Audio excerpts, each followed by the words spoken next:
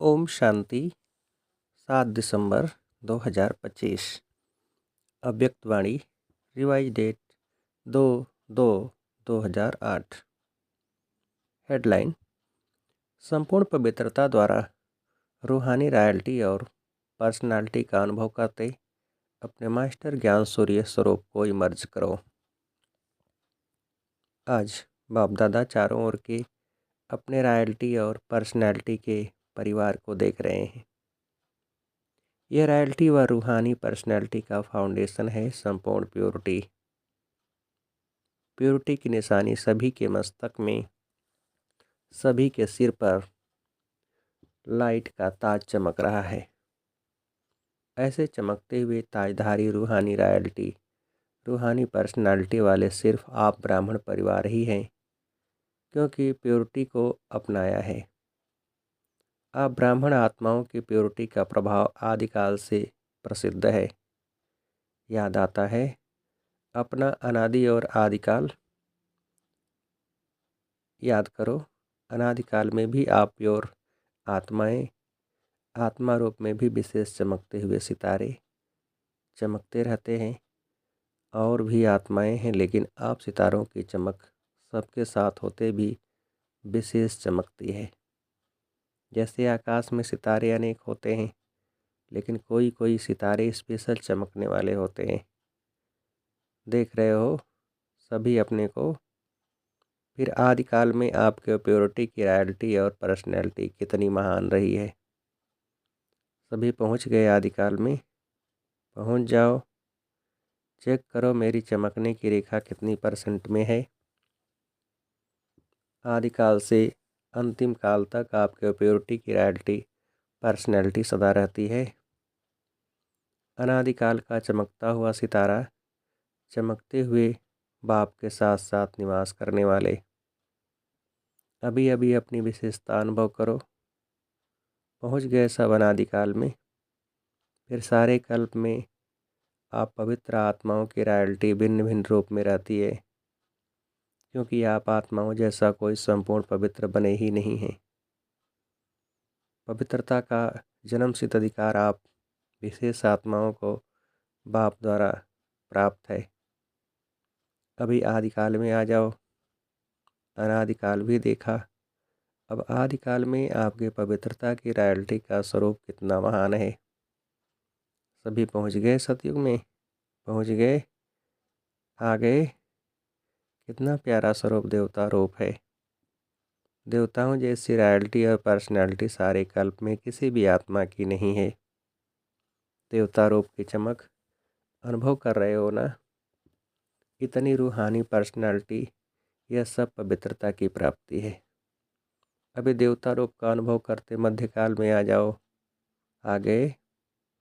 आना, अनुभव करना सहज है ना। तो मध्यकाल में भी देखो, आपके भक्त आप पूज्य आत्माओं की पूजा करते हैं, चित्र बनाते हैं। कितनी रॉयल्टी के चित्र बनाते और कितनी रॉयल्टी से पूजा करते। अपना पूज्य चित्र सामने आ गया है ना। चित्र तो धर्मात्माओं के भी बनते हैं, धर्मपिताओं के भी बनते हैं, अभिनेताओं के भी बनते हैं, लेकिन आपके चित्र की रूहानियत और विधि पूर्वक पूजा में फ़र्क होता है। तो अपना पूज्य स्वरूप सामने आ गया। अच्छा, फिर आओ अंतकाल संगम पर। ये रूहानी ड्रिल कर रहे हो ना। चक्कर लगाओ और अपने प्योरिटी का, अपनी विशेष प्राप्ति का अनुभव करो। अंतिम काल संगम पर आप ब्राह्मण आत्माओं का, परमात्मा पालना का, परमात्मा प्यार का, परमात्मा पढ़ाई का भाग्य आप कोटों में कोई आत्माओं को ही मिलता है। परमात्मा की डायरेक्ट रचना, पहली रचना आप पवित्र आत्माओं को ही प्राप्त होती है, जिससे आप ब्राह्मण ही विश्व की आत्माओं को भी मुक्ति का वर्षा बाप से दिलाते हो। तो यह सारे चक्कर में अनादिकाल, आदिकाल, मध्यकाल और अंतिम काल, सारे चक्र में इतनी श्रेष्ठ प्राप्ति का आधार पवित्रता है। सारा चक्कर लगाया। अभी अपने को चेक करो, अपने को देखो। देखने का आईना है ना। अपने को देखने का आईना है। जिसको है वह हाथ उठाओ। आईना है, क्लियर है आईना? तो आईने में देखो मेरी पवित्रता का रिजल्ट कितना परसेंट है।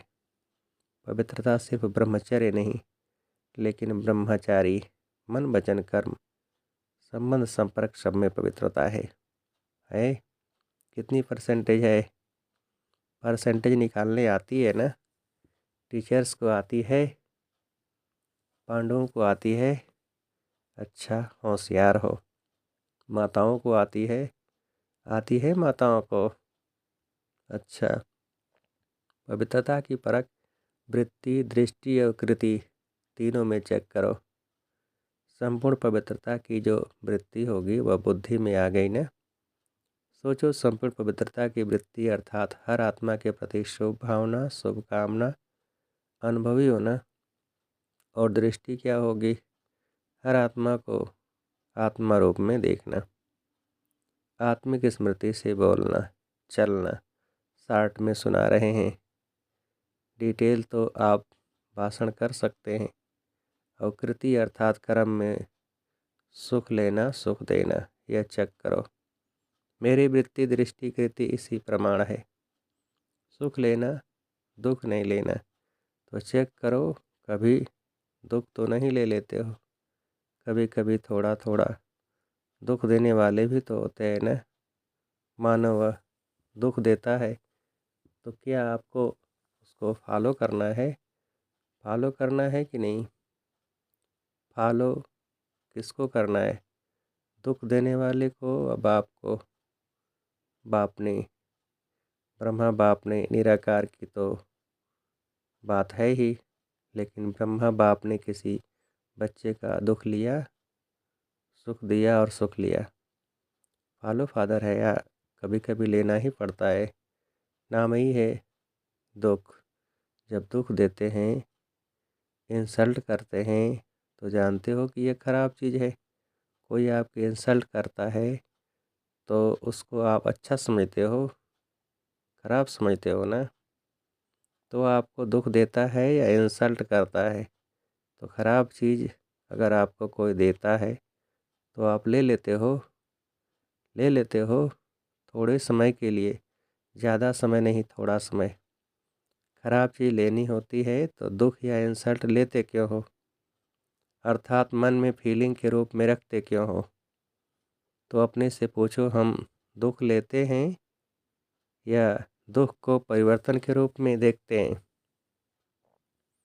क्या समझते हो? दुख लेना राइट है? है राइट? मधुबन वाले राइट हैं? थोड़ा थोड़ा ले लेना चाहिए, दुख ले लेना चाहिए ना? नहीं लेना चाहिए, लेकिन ले लेते हो, गलती से ले लेते हो। यदि दुख की फीलिंग आई तो परेशान कौन होगा? मन में किचड़ा रखा तो परेशान कौन होगा? जहाँ किचड़ा होगा वहाँ ही परेशान होगे ना। तो उस समय अपने रॉयल्टी और पर्सनैलिटी को सामने लाओ और अपने को किस स्वरूप में देखो। जानते हो आपका क्या टाइटल है? आपका टाइटल है सहनशीलता की देवी, सहनशीलता का देव। तो आप कौन हो? सहनशीलता की देवियाँ हो, सहनशीलता के देव हो या नहीं? कभी कभी हो जाते हैं। अपना पोजीशन याद करो, स्वमान याद करो, मैं कौन, यह स्मृति में लाओ। सारे कल्प के विशेष स्वरूप के स्मृति को लाओ। स्मृति तो आती है ना। बाप दादा ने देखा कि जैसे मेरा शब्द को सहज याद में परिवर्तन किया है, तो मेरा के विस्तार को समेटने के लिए क्या कहते हो? मेरा बाबा। जब भी मेरा मेरा आता तो मेरा बाबा में समेट लेते हो, और बार बार मेरा कहने से याद भी सहज हो जाती है और प्राप्ति भी ज़्यादा होती है। ऐसे ही सारे दिन में अगर किसी भी प्रकार की समस्या या कारण आता है तो उसकी यह दो शब्द विशेष हैं, मैं और मेरा। तो जैसे बाबा शब्द कहते ही मेरा शब्द पक्का याद हो गया है, हो गया है ना? सभी अभी बाबा बाबा नहीं कहते, मेरा बाबा कहते हैं। ऐसे ही यह जो मैं शब्द है, इसको भी परिवर्तन करने के लिए जब भी मैं शब्द बोलो तो अपने स्वमान की लिस्ट सामने लाओ। मैं कौन? क्योंकि मैं शब्द गिराने के निमित्त भी बनता है और मैं शब्द स्वमान की स्मृति में ऊंचा भी उठाता है।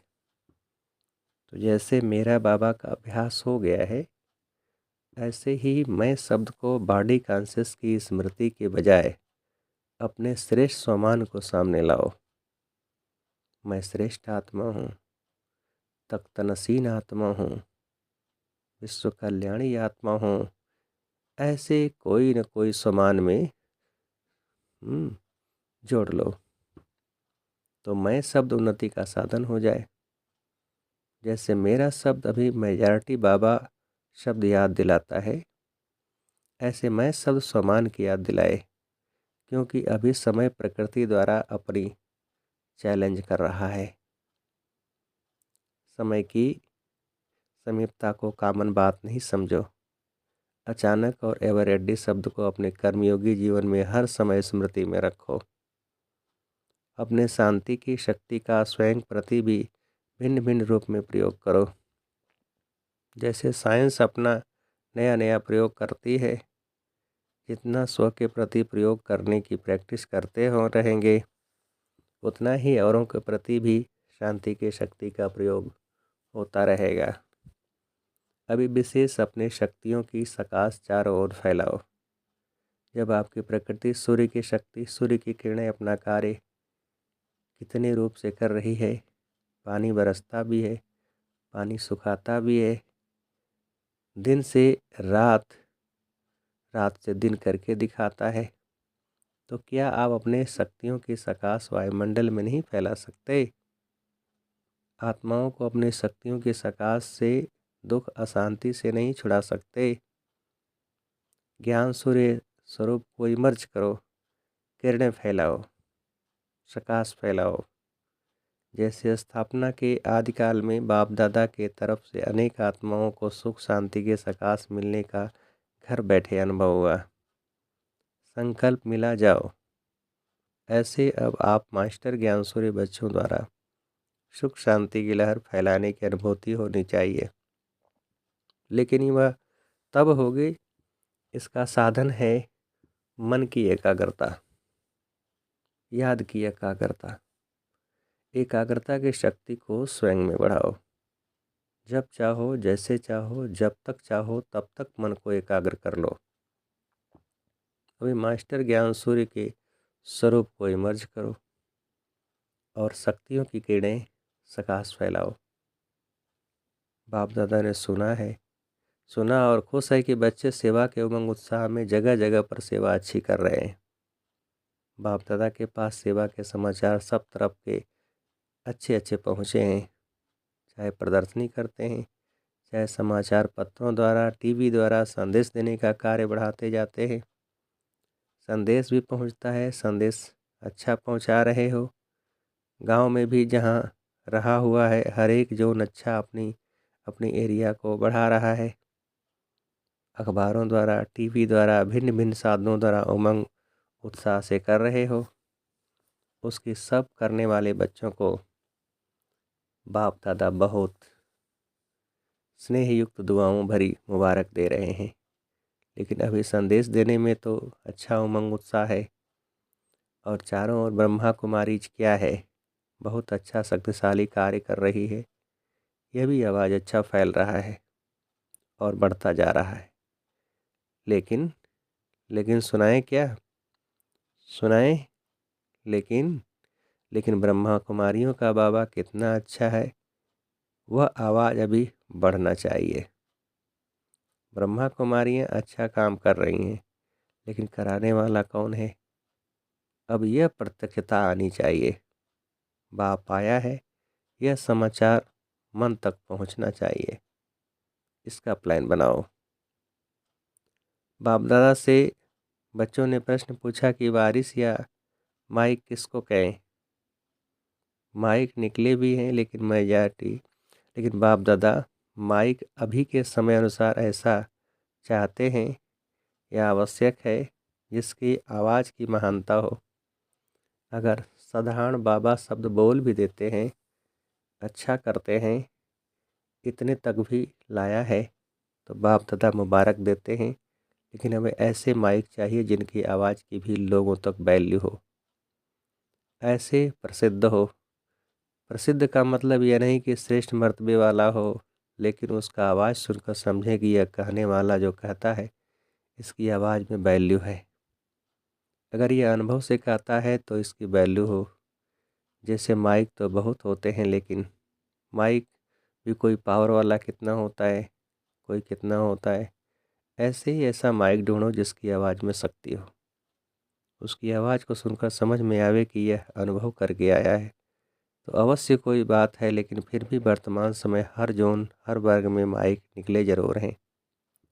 बाप दादा यह नहीं कहते कि सेवा के प्रत्यक्ष रिजल्ट नहीं निकली है, लेकिन अभी समय कम है और सेवा के महत्व वाली आत्माएं अभी निमित्त बनानी पड़ेगी, जिसकी आवाज़ की वैल्यू हो। मर्तबा भले नहीं हो, लेकिन उनकी प्रैक्टिकल लाइफ और प्रैक्टिकल अनुभव की अथॉरिटी हो, उनके बोल में अनुभव की अथॉरिटी हो। समझा कैसा माइक चाहिए? वारिस को तो जानते ही हो, जिसके हर श्वास में, हर कदम में बाप और कर्तव्य, और साथ साथ मन वचन कर्म तन मन धन सब में बाबा और यज्ञ समाया हुआ हो। बेहद की सेवा समाई हुई हो, प्रकाश देने की समर्थी हो। अच्छा, अभी एक सेकंड हुआ। एक सेकंड में सारी सभा जो भी जहाँ है वहाँ मन को एक ही संकल्प में स्थित करो। बाप और परम धाम। मैं परम धाम में अनादि ज्योति स्वरूप आत्मा हूँ। परम धाम में बाप के साथ बैठ जाओ। अच्छा, अभी साकार में आ जाओ। अभी वर्तमान समय के हिसाब से मन बुद्धि को एकाग्र करने का अभ्यास, जो कार्य कर रहे हो उसी कार्य में एकाग्र करो। कंट्रोलिंग पावर को ज़्यादा बढ़ाओ। मन बुद्धि संस्कार तीनों के ऊपर कंट्रोलिंग पावर। यह अभ्यास आने वाले समय में बहुत सहयोग देगा। वायुमंडल के अनुसार एक सेकंड में कंट्रोल करना पड़ेगा, जो चाहे वही हो। तो यह अभ्यास बहुत आवश्यक है, इसको हल्का नहीं करना, क्योंकि समय पर यही अंत सुहानी करेगा। अच्छा, चारों ओर के डबल तख्त नसीन बाप दादा के दिल तख्त नसीन, साथ में विश्व राज्य तख्त नसीन, सदा अपने अनादि स्वरूप, आदि स्वरूप, मध्य स्वरूप, अंतिम स्वरूप में जब चाहे तब स्थित रहने वाले, सदा सर्व खजानों को स्वयं कार्य में लगाने वाले और औरों को भी खजानों से संपन्न बनाने वाले, सर्व आत्माओं को बाप से मुक्ति का वर्षा दिलाने वाले ऐसे परमात्मा प्यार के पात्र आत्माओं को बाप दादा का याद प्यार, दिल की दुआएं और नमस्ते। हम रूहानी बच्चों की रूहानी बाप दादा को नमस्ते नमस्ते। वरदान: साथी और साक्षीपन के अनुभव द्वारा सदा सफलता मूर्त भव। विस्तार: जो बच्चे सदा बाप के साथ रहते हैं वह साक्षी स्वतः बन जाते हैं, क्योंकि बाप स्वयं साक्षी होकर पाठ बजाते हैं, तो उनके साथ रहने वाले भी साक्षी होकर पाठ बजाएंगे। और जिनका साथी स्वयं सर्वशक्तिमान बाप है, वे सफलता मूर्त भी स्वतः बन ही जाते हैं।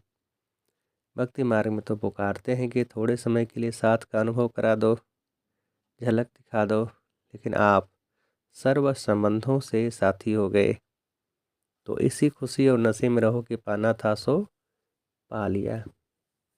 स्लोगन: व्यर्थ संकल्पों की निशानी है मन उदास और खुशी गायब। अब व्यक्ति सारे अब संपन्न व कर्मातीत बनने की धुन लगाओ।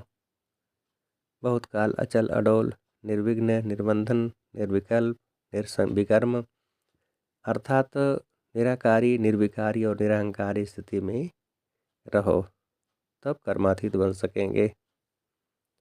सेवा का विस्तार भल कितना भी बढ़ाओ, लेकिन विस्तार में जाते सार की स्थिति का अभ्यास कम न हो। विस्तार में सार भूल न जाए। खाओ पियो सेवा करो, लेकिन न्यारेपन को नहीं भूलो। अच्छा, ओम शांति।